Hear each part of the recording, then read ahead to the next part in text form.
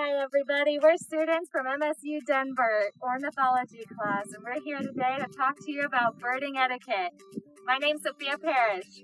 My name's Madeline Sandoval. I'm Vanessa Boyle. I'm Anna Hort.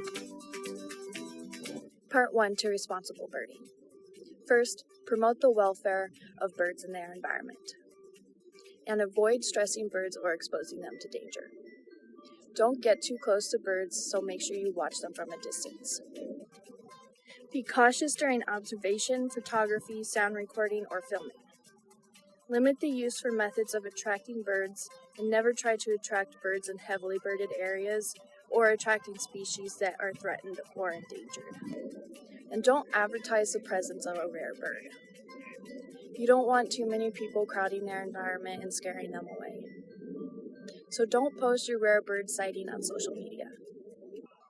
And finally, stay on trails. This will help minimize the disturbance to our environment. And if there is no trail, try to minimize your disturbance as much as possible.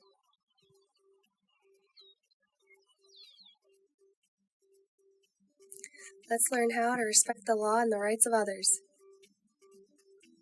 Don't point binoculars directly at people or into windows near yards. Respect private property rights. No trespassing. Limit the use of playback sounds, especially for sensitive species and during mating season. Do not litter. Try to leave your dogs at home, if not, on a leash. Make sure to stay at a distance where you aren't agitating the birds or modifying their behavior. Don't share nest locations of sensitive species, except with appropriate officials. Always be polite and courteous to those you might run into. Beginner birders can benefit immensely from the knowledge of experts that are willing to share. And always remember, your actions shape others' perceptions of the birding community.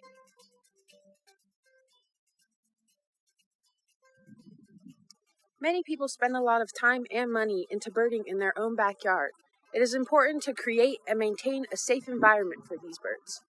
One important aspect of this is keeping bird baths and bird feeders clean. If you see a nest in your yard, make sure that nest looks secure. Do the same for bird feeders.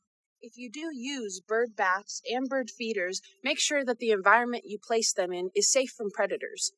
One of the disadvantages to birding in your backyard is that birds will hit your windows from time to time. To avoid this, place special tape or decals along the seams of your window. If you can't afford these, simply place your bird feeders about 3 feet from the windows so that they can't build up enough speed to where hitting the windows would harm them. Lastly, make sure the food that you put in bird feeders is free of dye and pesticides.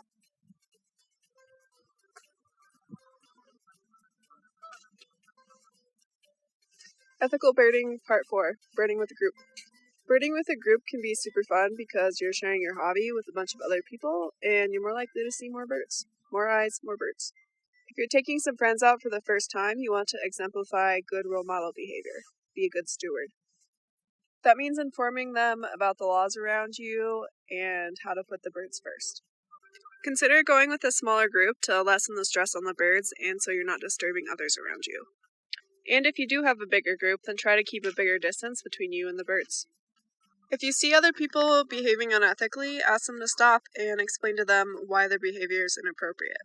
If they don't stop, then document it and then tell the proper authorities. Just remember that we have a responsibility towards the birds and their environment. These TikToks are produced by students at the Metropolitan State University of Denver for the Denver Audubon.